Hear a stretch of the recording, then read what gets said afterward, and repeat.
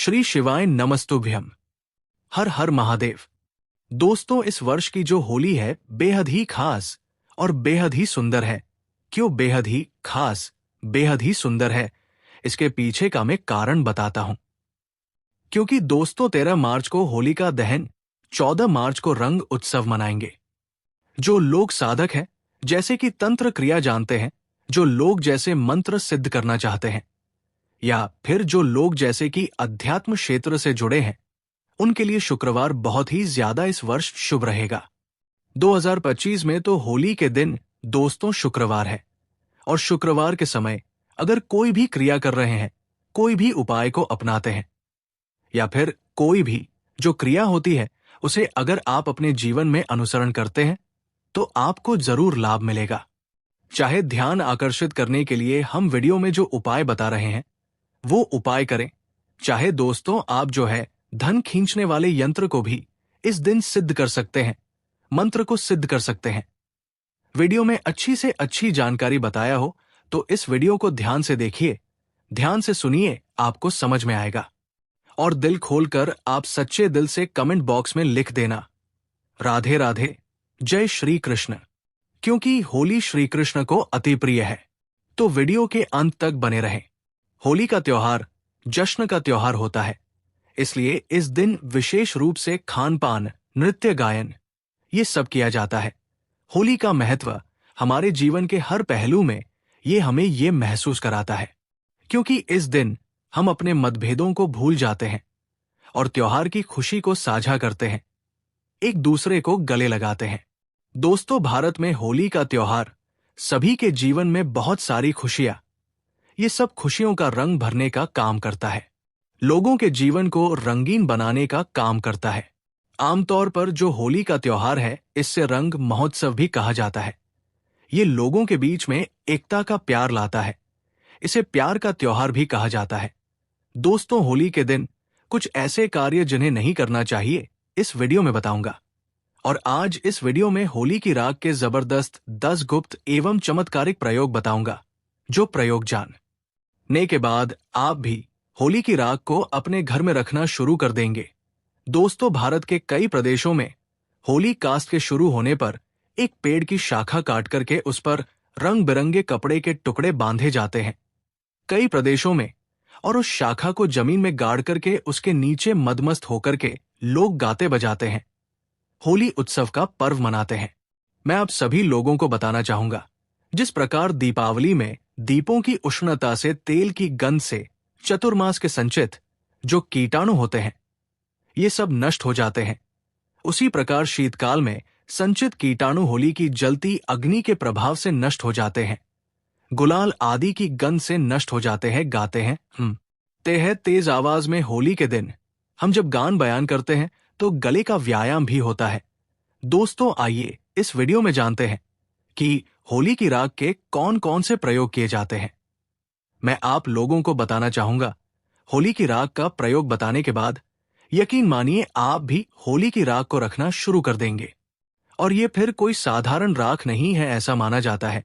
होली का माता को ब्रह्मदेव का आशीर्वाद प्राप्त था। होली चाहे तो किसी को भी भस्म कर सकती थी। अगर आप चाहे तो होली की राग को अपने घर में रखते हैं तो ये बड़ी से बड़ी आपके घर में किसी भी प्रकार की नकारात्मक शक्ति हो, उसे भस्म करने का काम करेगी। चलिए इस समय आप लोग को 10 गुप्त एवं चमत्कारिक प्रयोग बता दूं, इससे पहले आप सभी लोगों से निवेदन करना चाहूंगा, वीडियो पसंद आएगी तो वीडियो को लाइक जरूर करना और इस वीडियो को अपने फायदे के लिए पूरा जरूर देखना, क्योंकि दोस्तों अधूरा ज्ञान हमेशा खतरनाक साबित होता है। मन में कोई डाउट है, कोई क्वेश्चन है तो कमेंट बॉक्स में बिल्कुल ही पूछे, आपकी मदद की जाएगी। हमारा चैनल आप सभी दर्शकों का परिवार है। तो दोस्तों, यदि कोई व्यक्ति निरंतर बीमार रहता है और काफी दवा कराने के बावजूद भी रोग में कोई लाभ नहीं हो रहा है, तो होली दहन के समय देसी घी, 2 लौंग, 1 बताशा, 1 पान का पत्ता, इन सभी वस्तु को होली जलाने वाली आग में डाल देना है और अगले दिन होली की राख को रोगी के शरीर पर आपको लगाना है। तत्पश्चात गर्म जल से स्नान कराना है। तो इस उपाय से रोगी शीघ्र ही समस्त हो जाएगा। कोई व्यक्ति अभिचार कर्म करता है, जैसे आपके ऊपर टोना जादू करता है, मारन है विद्वेषण उच्चाटन है, सम्मोहन है वशीकरण है, इसे तांत्रिक क्रिया कहा जाता है। तो अगर कोई व्यक्ति आपके ऊपर में तांत्रिक क्रिया करता है तो आपको करना क्या है? होली दहन के समय में देसी में 2 लौंग, एक बताशा, एक पान का पत्ता, इन सभी वस्तु को होली की आग में डालना है और बोलना है कि हमारी ये समस्या दूर हो जाए, जैसे टोना है ये दूर हो जाए, इस प्रकार से प्रार्थना करनी है। इसके बाद प्रातःकाल सुबह आपको होली की राख को लाना है और इसे पूरे शरीर पर आपको लगा लेना है और गर्म जल से आपको स्नान करना है। तत्काल आप देखेंगे आपके ऊपर में क्या तंत्र विकार टोना जादू भूत प्रेत ये सब भस्म हो जाएंगे और आप स्वस्थ हो जाएंगे।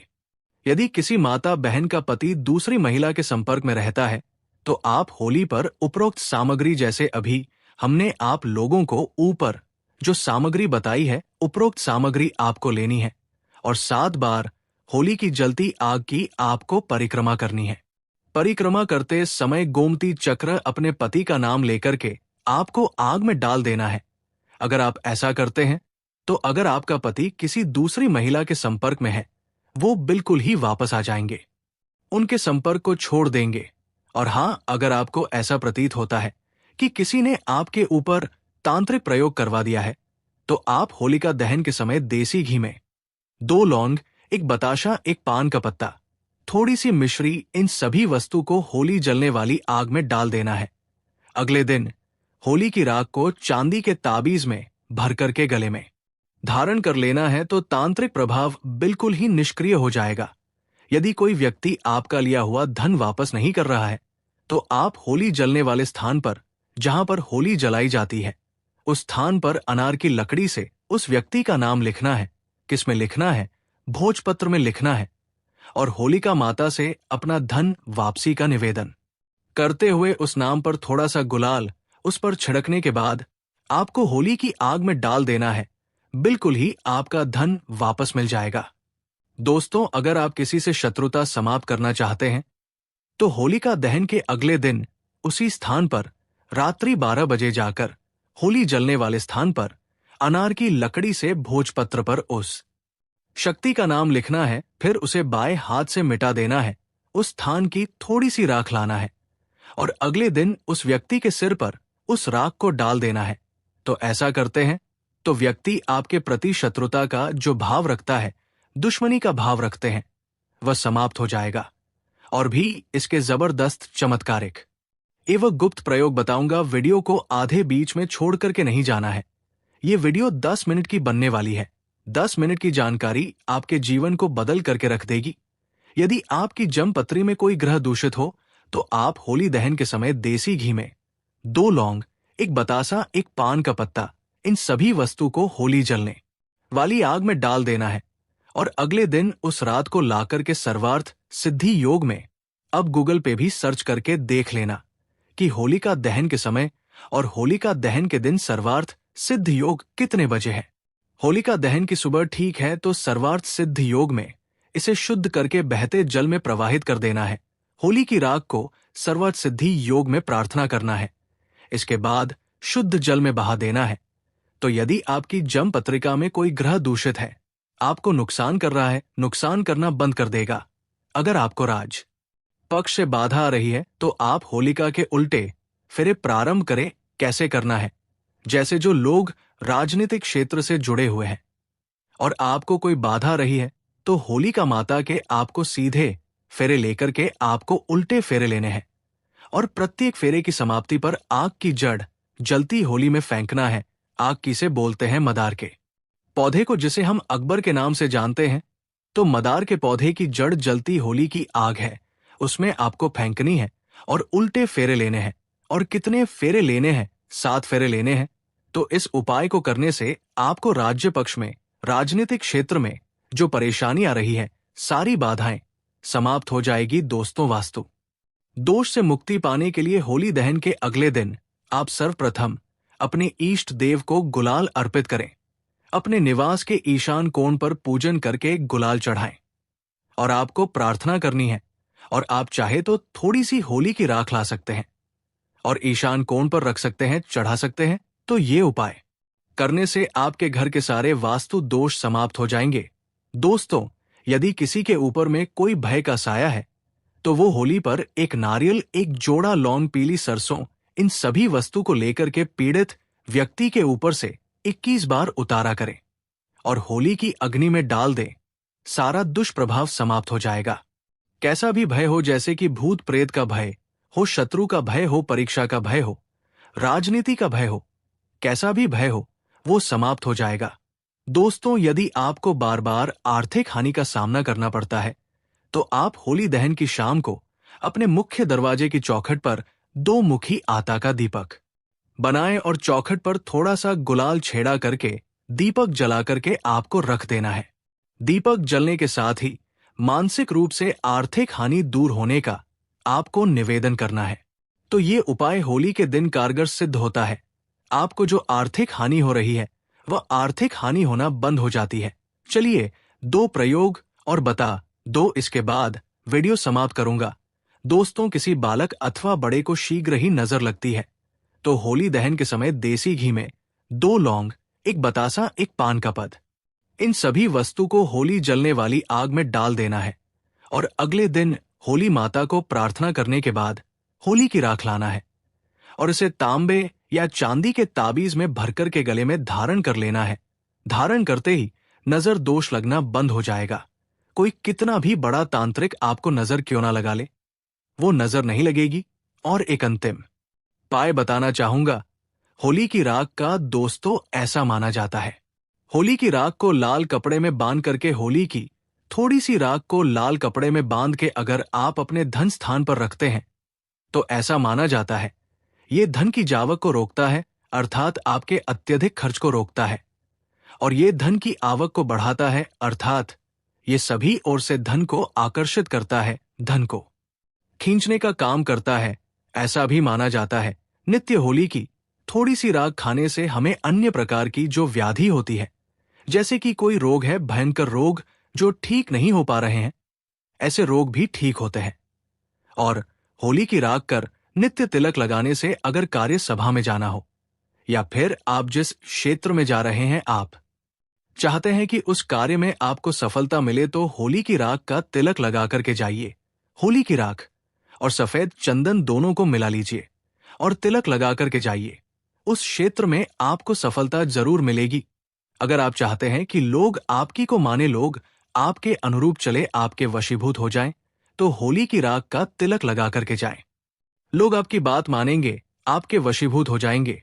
तो आशा करता हूं कि होली की राख के जो 10 एवं जो गुप्त और भी इसके अनेक प्रयोग बताया हो, वो प्रयोग आपके जीवन में कल्याणकारी साबित एवं मंगलमय साबित जरूर होंगे। दोस्तों, दम है तो होली के दिन रात 12 बजे इस पौधे को छूकर आ जाना है। छप्पर फाड़ धन बचेगा। दुनिया का कोई व्यक्ति आपको धनवान बनने से नहीं रोक पाएगा। दोस्तों, होली के दिन ये 5 पेड़ जागृत अवस्था में होते हैं और एक पौधे को स्वयं भगवान नरसिंह ने, अर्थात स्वयं नारायण ने, जब हिरण्यकश्यप का वध किया, असुर का वध किया, तो उन्हें आशीर्वाद दिया कि होली के दिन मैं तुम पर निवास करूंगा। दोस्तों, के पूर्व संध्या में होली का दहन किया जाता है और इसके पीछे एक प्राचीन कथा भी है कि द्वितीय का पुत्र हिरण्यकश्यप भगवान विष्णु से घोर शत्रुता रखता था। उसने अपनी शक्ति के घमंड में आकर के स्वयं को ईश्वर कहना अपने आप को शुरू कर दिया और अपने राज्य में घोषणा कर आदि की केवल उसी की पूजा की जाएगी और अपने राज्य में यज्ञ होती है देवी देवताओं की पूजा करवाना बिल्कुल ही बंद कर दिया और संत पुरुषों को प्रताड़ित करने लगा। दोस्तों, हिरण्यकश्यप का पुत्र भक्त प्रहलाद भगवान विष्णु का परम भक्त था। पिता के लाख कहने के बावजूद भी भक्त प्रहलाद विष्णु की भक्ति में लीन रहता था। हिरण्यकश्यप ने अपने पुत्र को मारने की भी कई बार कोशिश की, कई बार योजना बनाई, परंतु भगवान स्वयं उनकी रक्षा करते थे। उसका बाल भी बाका नहीं कर पाया। असुर राजा की बहन होलिका को भगवान शंकर ने एक ऐसी चादर दी थी जिससे ने पर अग्नि उसे जला नहीं सकती थी और इसका नाम क्या था? होलिका। होलिका उस चादर ओढ़कर प्रहलाद को गोद में लेकर के चिता पर बैठी थी। दोस्तों, दिव्य योग से प्राचीन समय की बात है। दिव्य योग से वो चादर ओढ़कर भक्त प्रहलाद के ऊपर आ गई और होलिका के ऊपर से निकल गई, जिससे भक्त प्रहलाद की जान बच गई और होलिका माता जल गई। होलिका दहन के दिन होली जलाकर के होली का नाम, दुर्भावना का अंत और भगवान द्वारा भक्त प्रहलाद की रक्षा का जश्न मनाया जाता है। चलिए दोस्तों, मैं आप लोगों को इस वीडियो के माध्यम से बताने का प्रयास करूंगा कि ऐसा कौन सा पौधा है जिसे होली के दिन आपको स्पर्श करके आना है, छू करके आना है। और इस पौधे को स्वयं नरसिंह देव ने आशीर्वाद दिया था। कैसा आशीर्वाद दिया था, थोड़ा सा कथा के माध्यम से बता दो दोस्तों। वीडियो में आगे बढ़ने से पहले, जानकारी बताने से पहले सभी लोगों से निवेदन करना चाहूंगा, अभी तक वीडियो को लाइक नहीं किया है तो वीडियो को लाइक जरूर करना, चैनल को सब्सक्राइब करना, साथ ही साथ इस वीडियो को ज्यादा से ज्यादा शेयर करना। हमारा चैनल आप सभी दर्शकों का परिवार है। आप हमारी वीडियो को देख रहे हैं, आप हमारे विवश नहीं बल्कि आप हमारे परिवार का हिस्सा है। आप हमारे परिवार के लोग हैं। जो भी मन में डाउट है, जो भी समस्या है, जो भी प्रॉब्लम है, कमेंट बॉक्स में बिल्कुल ही पूछिए। ऑनलाइन आने पर हमारे द्वारा या हमारी टीम के द्वारा बिल्कुल ही आपकी मदद की जाएगी। और हाँ, कमेंट बॉक्स में ओम नमो भगवते वासुदेवाय नमः लिखना ना भूलें। और आप चाहे तो हैप्पी होली भैया भी लिखा सकते हैं। तो दोस्तों, जिस पौधे के बारे में बताने जा रहा हूं, इस पौधे को स्वयं नरसिंह देव ने आशीर्वाद दिया था। जब भगवान नरसिंह हिरण्यकश्यप को मार दिया तो देखिए, असुर रूपी हिरण्यकश्यप को मारने के बाद, क्योंकि भगवान ने नाखून के माध्यम से हिरण्यकश्यप को नरसिंह देव ने मारा था और भगवान नरसिंह जी के नाखून में है। कश्यप को मारने के बाद असुर रूपी रक्त उनके हाथ में बहुत ही खुजली करने लगा। जब रूपी रक्त उनके हाथ में खुजली करने लगा, प्रभु नरसिंह के हाथ में खुजली करने लगा, तो नरसिंह जी ने अपनी खुजली को शांत करने के लिए एक वृक्ष है, जिस वृक्ष पर अपने नाखून को गाड़ दिया। इससे नरसिंह जी की खुजली तो शांत हो गई, लेकिन वह वृक्ष दर्द से करहाने लगा और उस वृक्ष ने प्रार्थना की, भगवान आपने अपनी तो खुजली शांत कर ली, और ये असुर रूपी जो रक्त है कि हमारे पेट पर, हम पर लाकर के आपने छोड़ दिया है, इससे हम अशुद्ध हो गए। और हे प्रभु, आपने जो नाखून गाना है, इसकी पीड़ा हमें दिन प्रतिदिन सताएगी। हमें इसकी पीड़ा सहन नहीं हो रही है। प्रभु, आप हमें इस पीड़ा से मुक्ति दिलाई। इस प्रकार से प्रार्थना करने पर उस वृक्ष की जब प्रार्थना सुनी तो भगवान नरसिंह ने उस वृक्ष को आशीर्वाद दिया कि ही वृक्ष, मैं तुम्हें आशीर्वाद देता हूं। जब भी होली का समय आएगा, होलिका के दिन और पूर्णिमा के दिन मैं तुम पर निवास करूंगा। और पूर्णिमा के दिन और होलिका के दिन जो होली जलाई जाएगी, होलिका के दिन, उस दिन इस वृक्ष पर स्वयं भगवान नरसिंह माता पद्मा के साथ में, अर्थात माता लक्ष्मी जी के साथ में निवास करते हैं। दोस्तों, ऐसा माना जाता है कि इस दिन अगर सच्चे मन से, पूरे भाव के साथ इस वृक्ष से प्रार्थना की जाए, इस वृक्ष से निवेदन किया जाए, तो आपकी सभी प्रकार के पाप है, दोष है, कष्ट है, कला है, उसे समाप्त कर देंगे। लेकिन इस वृक्ष को छूने से पहले कुछ नियम हैं। इन नियमों का पालन करना जरूरी है और आपको इसका 100% लाभ ही मिलेगा। दोस्तों, इस वृक्ष को छूने से पहले आपको अपने घर से एक नारियल लेकर जाना है और 5 बताशे लेकर के जाना है। करना क्या है, आपको 5 बताशे लेने हैं और एक नारियल लेना है और एक लाल रंग का कपड़ा लेना है। लाल रंग का कपड़ा न मिल पाने पर आप जो है चुनरी भी ले सकते हैं। दोस्तों, एक नारियल को, इस वृक्ष को भेद करना है और 5 आपने जो से रखे हैं उसे दोने में, या फिर आप जो पत्ते हैं आप उसमें डाल सकते हैं। एक पत्ते का दोना बना लीजिए और इस वृक्ष के नीचे रख दीजिए 5 बताशे को, और आपको एक नारियल को भेद करना है। आप चाहे तो 5 अगरबत्ती जला करके वहां पर रख सकते हैं और इस वृक्ष से प्रार्थना करना है कि हे वृक्ष राज, आप हमारी गरीबी है, आप हमारी समस्या है, आप हमारी निर्धनता है, इसे दूर करें, क्योंकि आज आपके ऊपर माता लक्ष्मी तथा भगवान नारायण रूपी जो नरसिंह है, ये निवास करते हैं। मैं आप दोनों दिव्य शक्ति से निवेदन करता हूं, आप पर जो देवी शक्ति है, सबसे प्रार्थना करता हूं कि कृपया आप जो है पूर्ण रूप से हमारी गरीबी को, हमारी समस्या को, हमारी परेशानी को, जीवन में चल रही तकलीफ है, उसे आप दूर करें। इस प्रकार से आपको निवेदन करना है। और करना क्या है कि इसके एक फल को लाल कपड़े में आपको बांध करके ले आना है। एक फल को लाल कपड़े में बांध करके ले आना है। और जब आप इसके एक फल को लाल कपड़े में बांध करके लाएं, तो उस समय इतना ध्यान रखना है कि पीछे मुड़ करके आपको नहीं देखना है। साथ ही साथ जब आप इस वृक्ष को एक नारियल भेंट करें, 5 आप जो है बतासे भेंट करें, तो उस समय इस बात का ध्यान रखना कि भेंट करने के बाद तत्काल इस वृक्ष को नहीं छूना है। इस वृक्ष को प्रणाम करना है। इस वृक्ष में निवास करने वाले देवी शक्ति को प्रणाम करना है। इसके बाद बोलना है कि हे वृक्ष, मैं आपको छूने जा रहा हूं। कृपया मेरे अंदर में जितनी भी अलक्ष्मी है उसे आप खींचनी लीजिए एवं आप मुझे लक्ष्मी प्रदान करें। मेरे अंदर के जितने भी अवगुण हैं आप उसे खींच लीजिए और आप मुझे सगुण प्रदान करें। मेरे अंदर के जितने पाप है सबको खींच चाहिए और आप मुझे पुण्य प्रदान कर। क्योंकि इसे भगवान नरसिंह देव का आशीर्वाद प्राप्त है कि कोई भी व्यक्ति इस वृक्ष को छुएगा, उनके सारे पाप होली के दिन स्वयं ये वृक्ष खींच लेगा और उसे पुण्यात्मा बना देगा। तो इस वृक्ष से इस प्रकार से आपको प्रार्थना करना है, फिर इस वृक्ष को छूना है। दोस्तों, इस वृक्ष का नाम है गुलर। जी हाँ दोस्तों, गुलर वृक्ष के बारे में मैं आप लोगों को कई बार जानकारी बता चुका हूं। गुलर वृक्ष एक ऐसा वृक्ष है जिसे साक्षात भगवान नारायण रूपी नरसिंह देव का आशीर्वाद प्राप्त है। भगवान नरसिंह देव ने इसे आशीर्वाद दिया है। दोस्तों, ऐसा माना जाता है कि होली के दिन अगर गुलर के वृक्ष को स्पर्श करके आया जाए, छू करके आया जाए, निवेदन किया जाए, तो आपके अंदर के अवगुण समाप्त हो जाते हैं। आपके अंदर में जो अलक्ष्मी बैठी हो को लक्ष्मी बैठी हो वह भाग जाती है। आपके अंदर में जो पाप है वह दूर हो जाते। आपने कैसा भी पाप किया हो वो पाप नष्ट हो जाते हैं। इस वृक्ष को छूना है और इस वृक्ष से आपको प्रार्थना करना है। दोस्तों, इसी के साथ इस वृक्ष के फल को आपको लाल कपड़े में बांध करके ले आना है। और कितने बजे लाना है?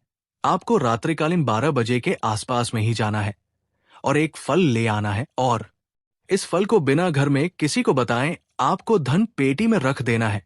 जहां पर आप पैसे रखते हैं, गल्ले वाला स्थान है, वहां पे रख देना है। दोस्तों, आपकी दिन दुगनी रात चौगुनी तरक्की होगी। दोस्तों, छप्पर फाड़ करके धन बचेगा आपके घर में। लेकिन जब भी आप ये उपाय करें, गुप्त रखना है। इसके बारे में किसी को नहीं बताना है। देखिए, कोई भी करते हैं वो तभी फलकारी होता है जब किसी को न बताएं।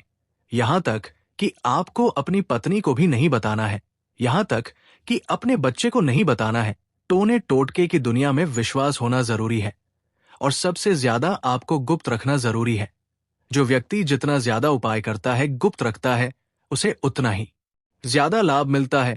और खास करके इसमें विश्वास होना जरूरी है। विश्वास है तो पत्थर में भगवान देख सकते हैं, विश्वास नहीं तो आपके सामने में भगवान खड़े हैं, वो भी पत्थर तुल्य होते हैं। तो दोस्तों, ये उपाय जरूर करिए, आपके जीवन में परिवर्तन आएगा। आपकी सभी प्रकार की मनोकामना पूर्ण होगी, आपकी गरीबी मिटेगी। वीडियो का अंत तक जरूर देखना। दोस्तों, आगे बढ़ने से पहले कमेंट बॉक्स में जरूर लिखें जय माता दी और हमारे चैनल को सब्सक्राइब करके इस बेल आइकॉन को जरूर दबाएगा। दोस्तों, शास्त्रों के अनुसार माना जाता है कि होलिका दहन पर होली की अग्नि में टूटा हुआ गन्ना नहीं अर्पित करना चाहिए, ना ही खराब गन्ना अर्पित करना चाहिए।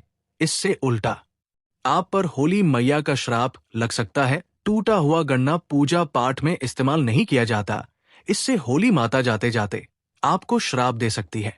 आपके घर में भयंकर गरीबी का वास हो सकता है। शास्त्रों में माना जाता है कि जब होलिका दहन होता है तब होली की अग्नि में पवित्र चीजों को ही डालना चाहिए, अर्पित करना चाहिए। जब आप अग्नि में गन्ना डालें तो गन्ने के ऊपर हरे भरे पत्ते जरूर होना चाहिए, क्योंकि पूजा पाठ में अधूरी चीजें इस्तेमाल नहीं की जाती है। अधूरी चीजें इस्तेमाल करने से अधूरा ही फल प्राप्त होगा। इसीलिए गन्ना साबुत होना चाहिए, टूटा हुआ बिल्कुल भी ना हो। दोस्तों, हमेशा याद रखें, होलिका दहन से ठीक पहले गन्ना घर में अवश्य लेकर रख लें और गन्नों की संख्या 2 या 5 या फिर 7 संख्या होना चाहिए। दोस्तों, होली की पवित्र अग्नि में पानी वाला नारियल नहीं चढ़ाना चाहिए, इससे आप पाप के भागीदार बन सकते हैं। हमेशा सूखा नारियल होली की अग्नि में अर्पित करना चाहिए, पानी वाला नारियल अग्नि के अंदर भूलकर भी ना डालें। होलिका दहन में सूखा नारियल ही डालना चाहिए। जो हम आपको दिखा रहे हैं, इस नारियल को अग्नि में डालने से पहले इस पूरे परिवार का हाथ अवश्य लगा लें। इससे होली माता जाते जाते हैं आपको धन से मालामाल तथा आपकी गरीबी को साथ ले जाएंगे। पानी वाला नारियल आप पूजा के दौरान छोड़ सकते हैं, लेकिन अग्नि में कभी मत डालना। दोस्तों, सूखा नारियल अग्नि में डालने से होली माता आपकी सभी परेशानियों को अपने साथ ले जाती है और अग्नि भी प्रसन्न हो जाती है। माना जाता है कि होली माता को घर का भोग अति प्रिय है। अगर आपने अपने घर में जो भी बनाया है वो होली माता को अवश्य अर्पित करें, लेकिन याद रहे गुजिया चढ़ाते समय देख लें कि गुजिया की संख्या 3 नहीं होनी चाहिए। या तो 2 चढ़ा लें या फिर 5, 7, 11 और 21 चढ़ा सकते हैं, लेकिन गुजिया की संख्या 3 नहीं होनी चाहिए। ऐसे में 1 की संख्या में गुजिया भी नहीं चढ़ाना चाहिए। होलिका दहन पर ये सारी चीजें आपको मानकर चलनी है। धन्यवाद।